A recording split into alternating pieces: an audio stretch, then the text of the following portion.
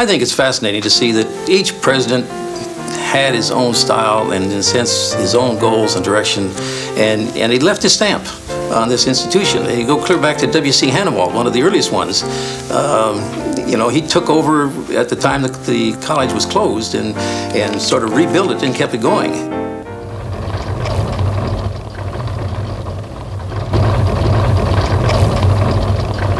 In 1902, W.C. Hanawalt came from his Pennsylvania home to assume the presidency. In his agreement with the Lordsburg trustees, he wrote, "This agreement is made by brethren believing themselves to be unselfishly devoted to a common cause requiring labor and sacrifice." Hanawalt's staff was loyal and dedicated. He had coaxed most of them to come to Lordsburg from more secure positions on the East Coast. W.C. Hanawalt could be very persuasive.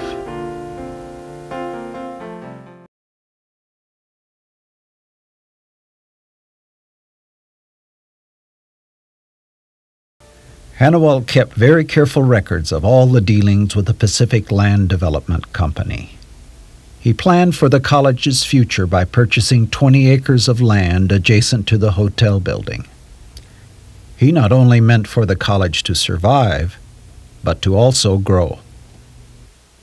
The Landboom Hotel was barely adequate as a school, but there were many happy memories. Teachers and students lived and worked together as one family. They had their own flower gardens, milked their own cows, canned fruit.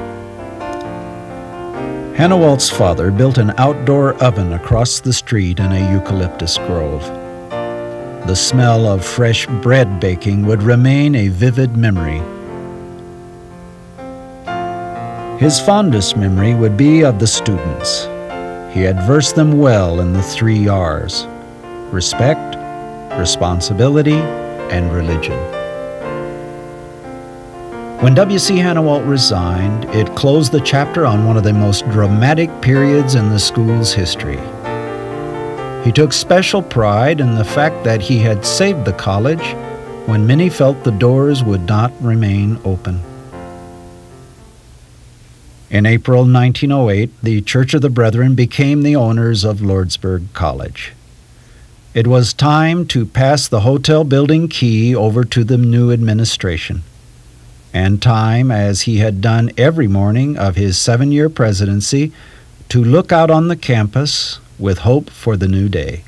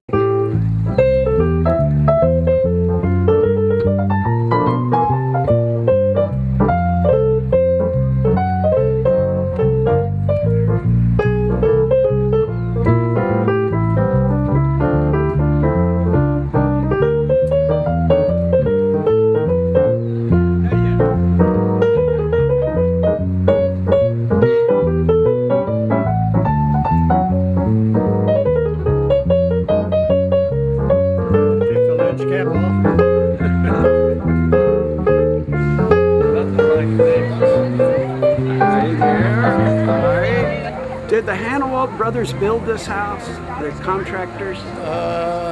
I'm sure they were involved in the construction. WC wasn't a builder, but his younger brothers were.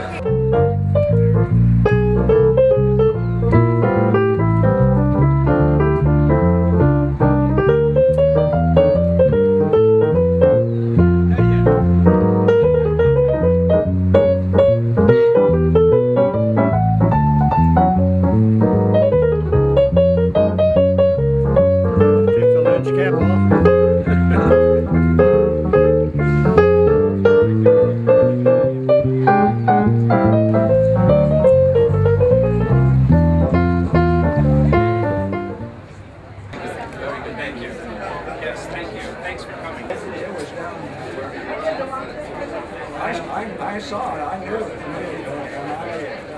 I came on to see after they came back from the farm. So they came back from the farm. You're the one who asked you the questions, so I'll try not to ask you any tricky questions. And if I don't know, I'm not going to call on somebody out there. No, that would be perfect. You've got a lot of resources out here. I got the short straw. How did that happen? Was that an election? I'm not going to make a speech. I'm just going no. to thank them for being here. And, Well, we'll ask a few questions, okay? But they'll be easy ones. Okay. Paul Morris and Annie Nelson were the three that started here. And Lord made that. Steve Morgan.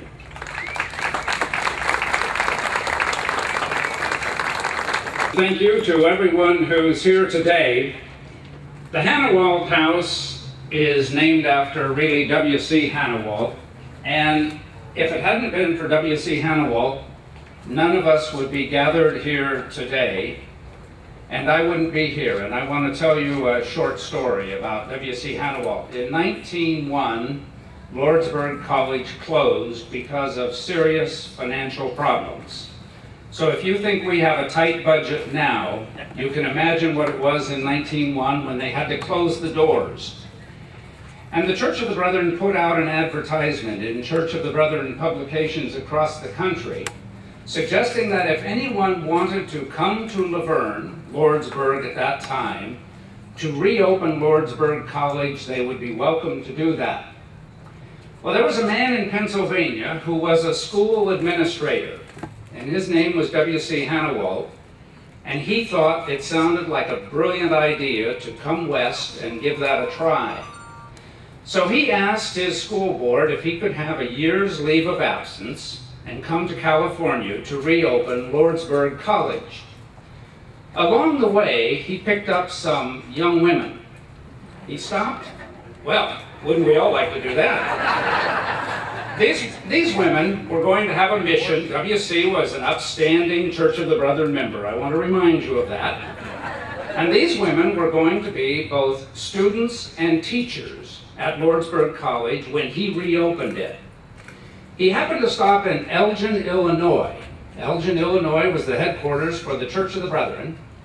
And one of the young women he picked up was a woman named Grace Heilman. Grace came with him to Lordsburg to reopen Lordsburg College. Well, it turns out that WC was successful in reopening the college, and he remained president until about 1908, when he said, I've had enough of this, I've saved the school, and he built the house in the meantime. Grace Heilman happened to be my grandmother, so I wouldn't be here today if WC had not brought my grandmother here at the turn of the century, and if she hadn't met J.L. Miller and married him, and they hadn't had my mother Ruth, who is here today sitting in the audience, and I wouldn't have been at all. So I owe a lot to W.C. Hanawalt.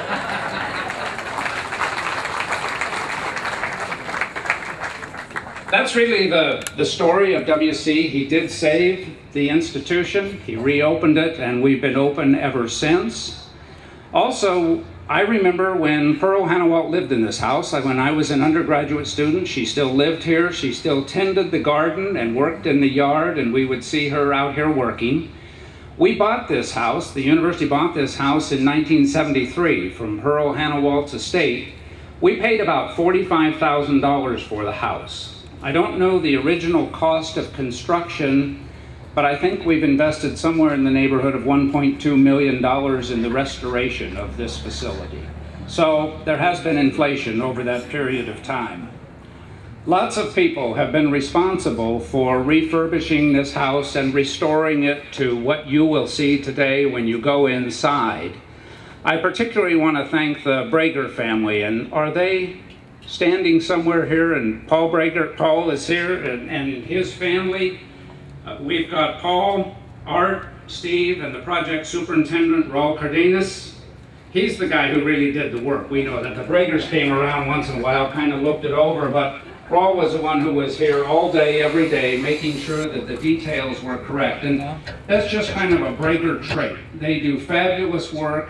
They really take pride in what they do, and you will see that as you go through today. Now this is actually from the old hotel? It is. It is the original wood. And it sits right here? Or? It's going to sit just like it is, and it's going to be a pre-finished wood around. That's it. Suave. I also want to say thank you to all of those in the city of Laverne who helped us with this project. It was a long process. It turned out to be a long project, but would all of those from the city of Laverne please raise their hand? I saw Linda Christensen from the planning department. She really was very helpful with this.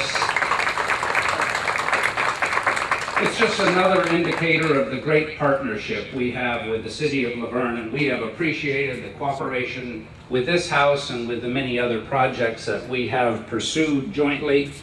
I want to say thank you to the Chamber of Commerce. They've helped us promote this. Thanks for being here today. Thanks for the turnout.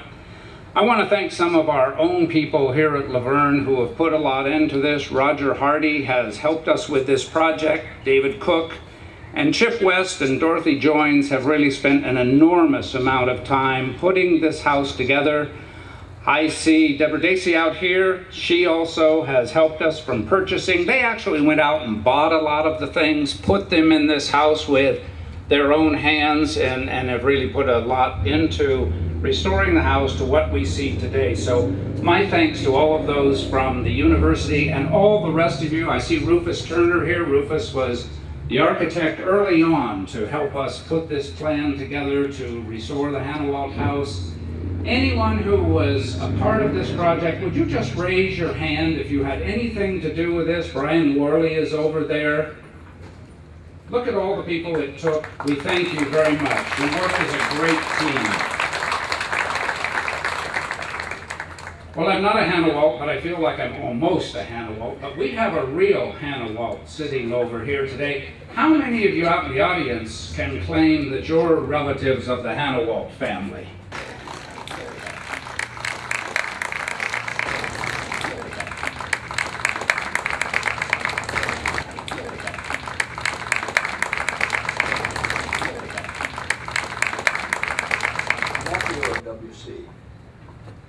W.C. was a... Can you hear him? Was a half-brother of my father. There were a lot of Hanawalts. There were basically two families.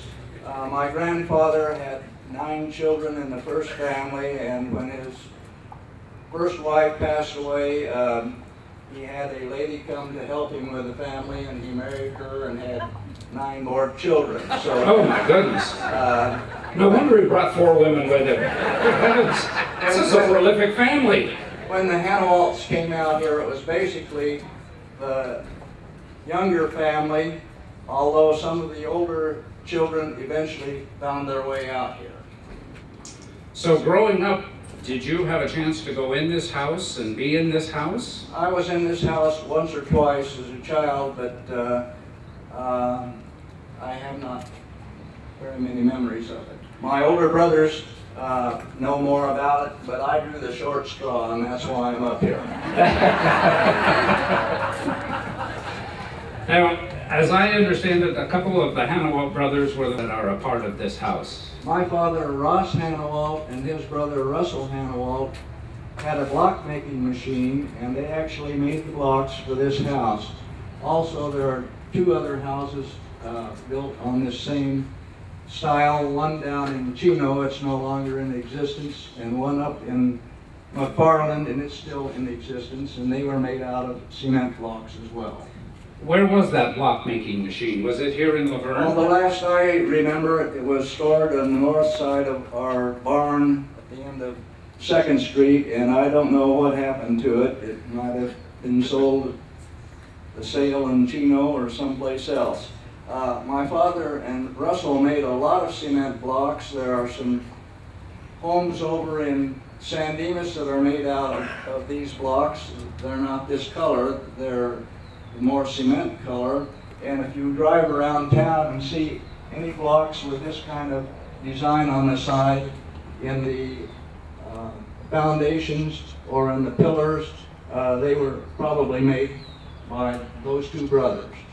Now, there were two other brothers that were cement contractors in town, and they had a office building right here on the corner with living quarters at the top where many men from the college lived when they were going to college, because there were no student dorms for men. They called it the Palace, and I don't know why. You're a graduate of the University of Laverne. Yes. What year did you graduate? 49. And what was the campus like when you were here, Claire? Do you remember this house being a part of the campus, or was it really on the sure. fringe? This house was here all the time.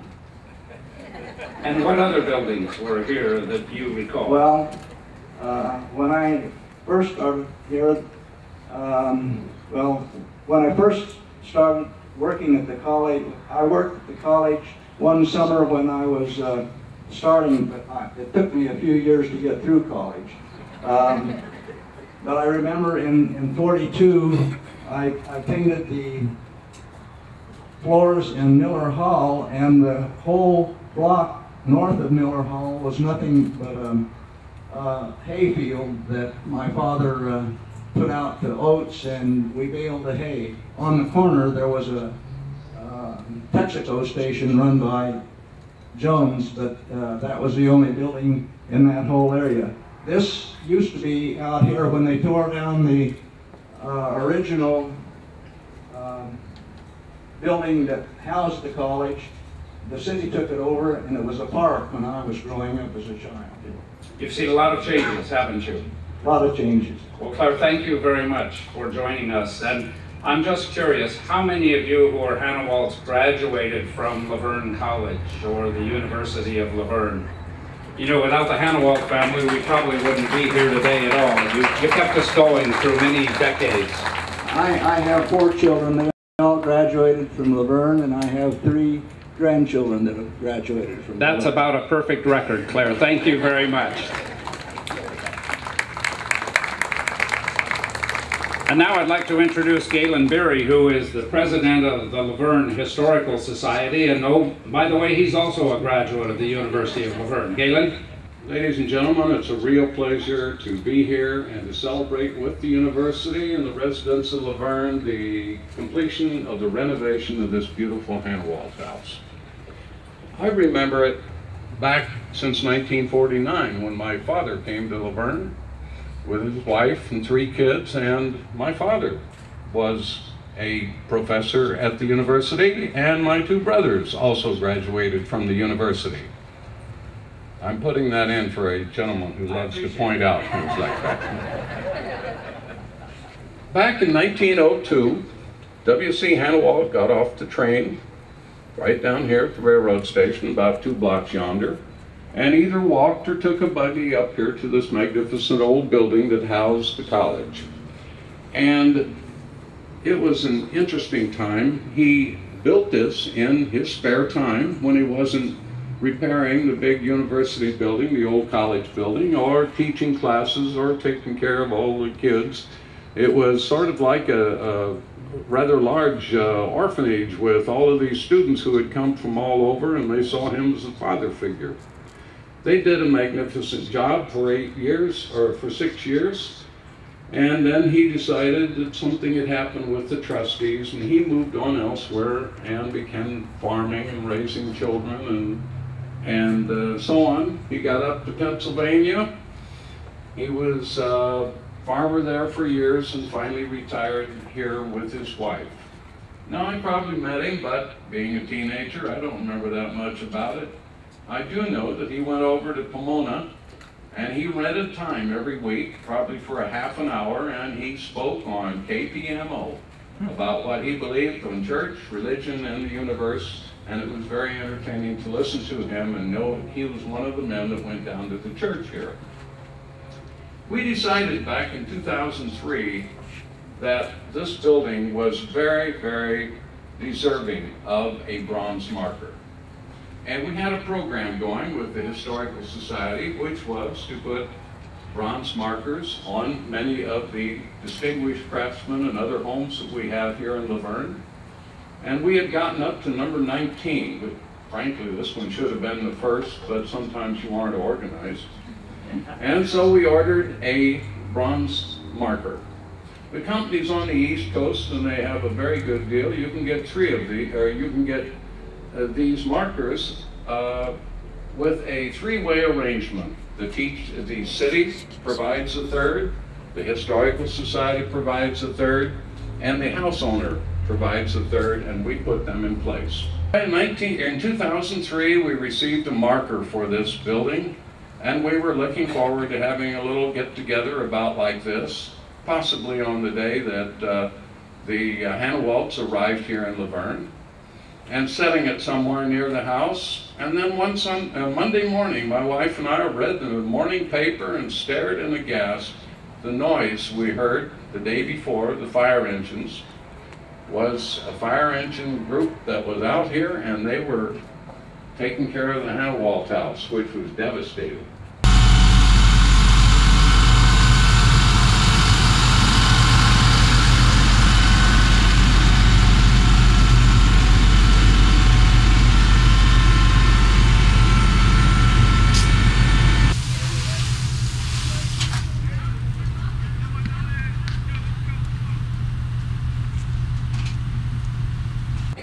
Well, we finished breakfast and walked over. We're only 2 blocks away, and we stood here out in front of the house just as you have, and we stared, and we were just so unhappy at seeing the devastation that had been wrought.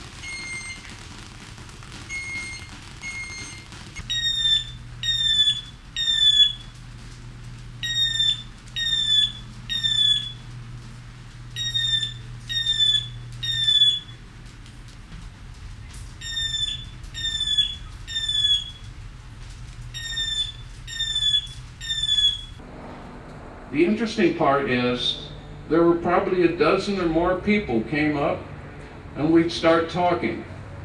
Not a single person said, "Let's tear down the old thing." Some wiped away tears, and they all expressed their unhappiness that the house had undergone the devastation, and their question was, when will it be restored?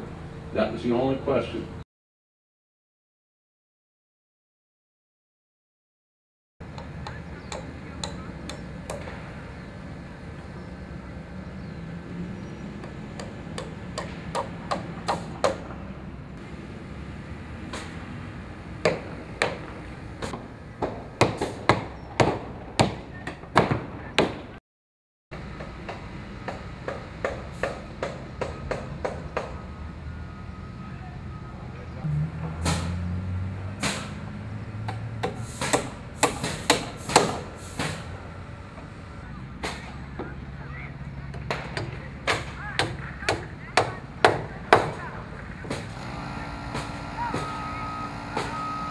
We kept that bronze marker that we had had, and about a week ago, since our marker installer was out of town, I gave a call to Robert Rodriguez, who has extensive experience with the college and with concrete. And he came over, and a couple of hours later, I saw him on his knees before this house. Well, he was actually doing the cement, but it's the principle of the thing we had. We laid a bronze marker here that we will be unveiling, and he admitted afterwards he had a bum knee, but he still wanted to get down and do something in the way of helping with this house. Anyway, it's finished. We're putting a bronze marker on it. It very well deserves it, and frankly, I think this house is going to do at least another 100 years. Thank you.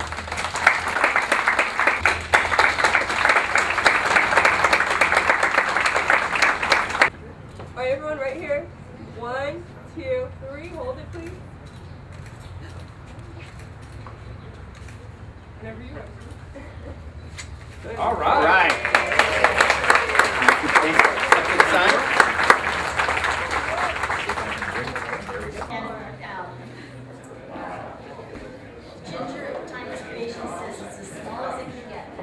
Wow, is this amazing? Look at that TV. Now, does that look original? They had TVs back then. Yeah. Oh, yeah. Yeah, just like that, huh?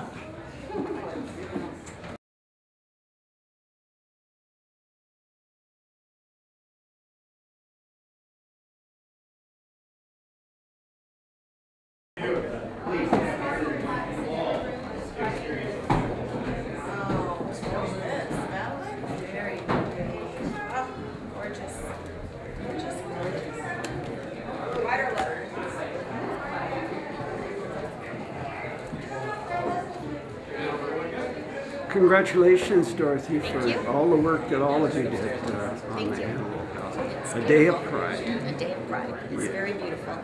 It was a lot of fun doing it too. Yeah. Scott, something to see. Yes. Something to see. Marvelous.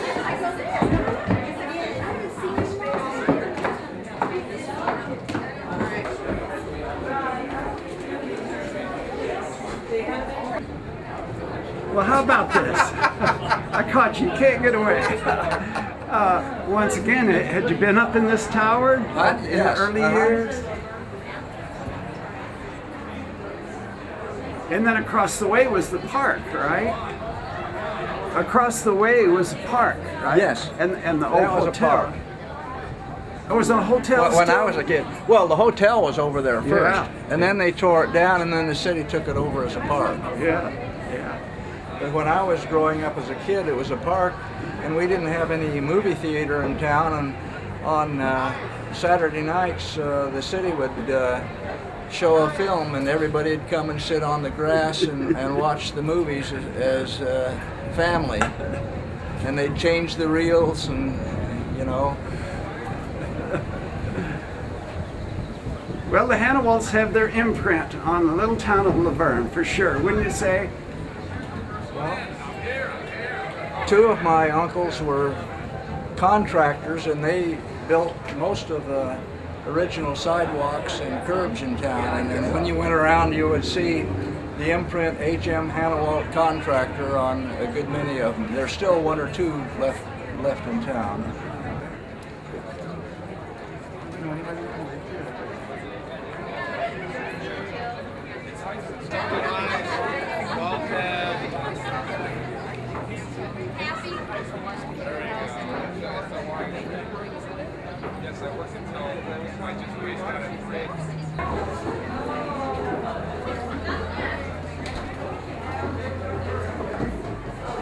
it really? Oh, I'm so glad it's in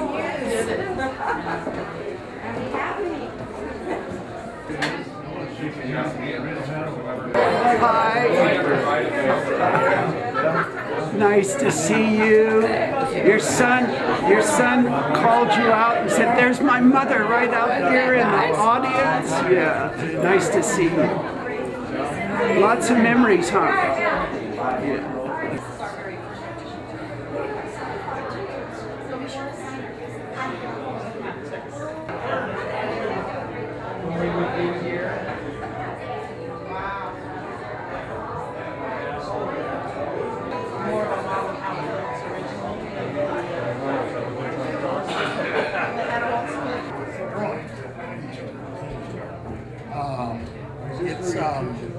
And in it there are like very thin tracing paper drawings of the details and all that sort of stuff. And it also has the cost. Oh, okay.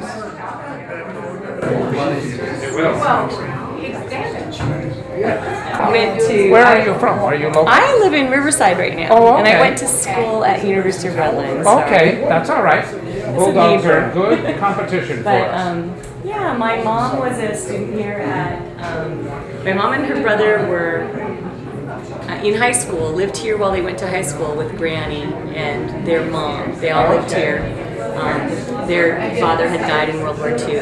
Out of all of Granny's sons that went to war, it was just her one son-in-law was on, he was on an aircraft carrier.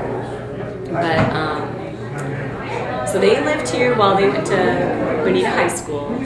And then my mom graduated and went to Verne University, got married that year, and I was born, so I came here and with my granny.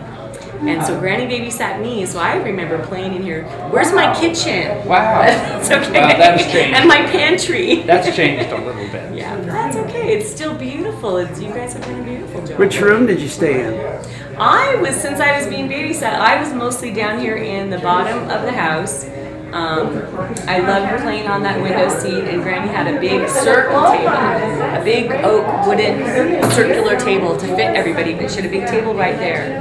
And then this was the kitchen, and I just pretty much played with her. And, so you didn't live here then? I didn't live here. My mom and her brother. My mom's room was the room with the turret right above there, and I think her brother's room was on the opposite end, and I think my grandmother's room was right next door. But I remember going into all those rooms, and I fell down those stairs when I was 4 or 5. Oh, wow. And I remember those stairs as being much wider. So I think it's because I'm big now. That's great. It's very interesting. It's bringing back lots of memories. But my mom is on a cruise this week.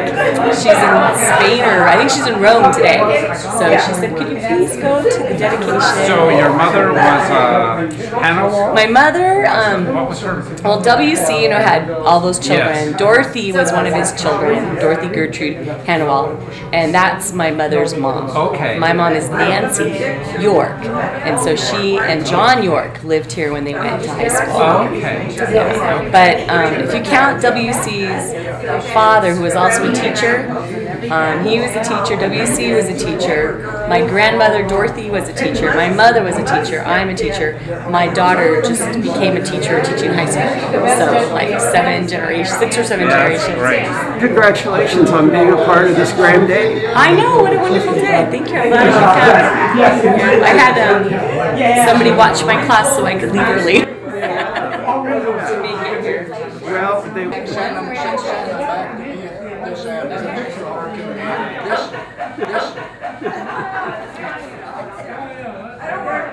go ahead. Now go ahead talking. Okay, I'm talking, and I'm not talking.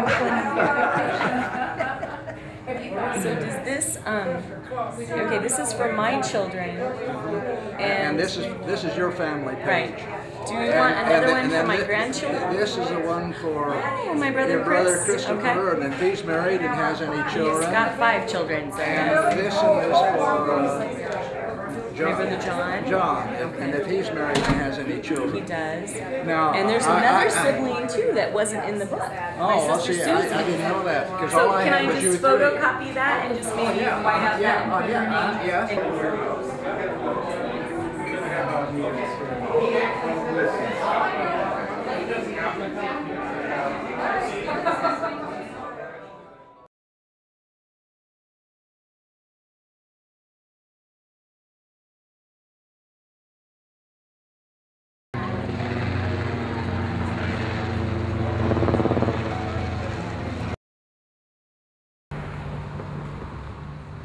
May 26th, 2009.